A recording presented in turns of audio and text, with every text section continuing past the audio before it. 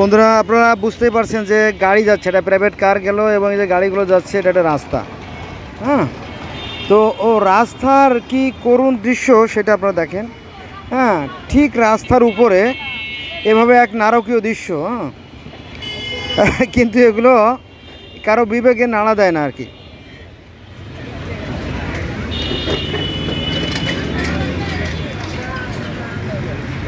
আর নাড়া দিলেও তেমন কোনো কার্যকারিতা নেই। দেখেন এই যে মানুষগুলো ময়লার মধ্যে নামছে, হ্যাঁ, ময়লার মধ্যে দিয়ে হাঁটছে, ময়লা ফেলছে, হ্যাঁ দেখেন পুরোপুরি। আর একটু স্পষ্ট করে যদি আমরা দেখি তাহলে দেখা যাবে এই যে রাস্তায় দেখেন, এই যে রাস্তা দেখতে পাচ্ছেন তো, এই পর্যন্ত রাস্তা। এই আমি রাস্তার পর দাঁড়াই, এই দেখেন এই যে আমি যদি রাস্তার পর দাঁড়াই, এই দেখেন এই যে রাস্তা দেখেন। হ্যাঁ,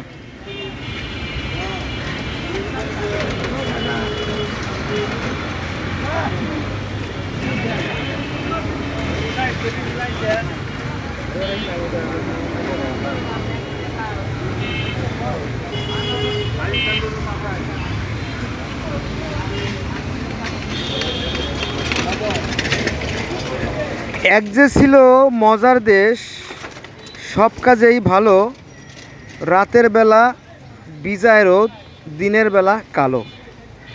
তো আমাদের চরিত্র কালো হয়ে গেছে আর কি।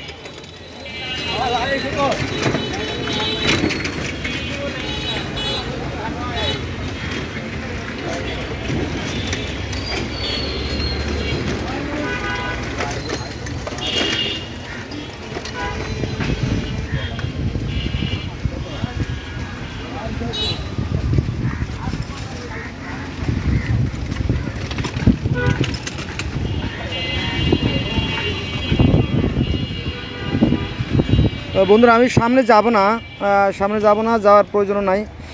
আপনারা লক্ষ্য করছেন যে সিটি কর্পোরেশনের দুইজন ভদ্রলোক, ওনারা মেডিসিন নিয়ে এবং তাদের সেই স্প্রে গান নিয়ে তারা বের হয়েছে। বোতল দুটো কিন্তু খালি, ভালো করে যদি লক্ষ্য করে দেখেন, ওই যে এখনও দেখা যাচ্ছে বোতল দুটো কিন্তু খালি এবং ওরা খালি ঝুলতেছে। এভাবেই ওরা বিচরণ করে খালি বোতল নিয়ে।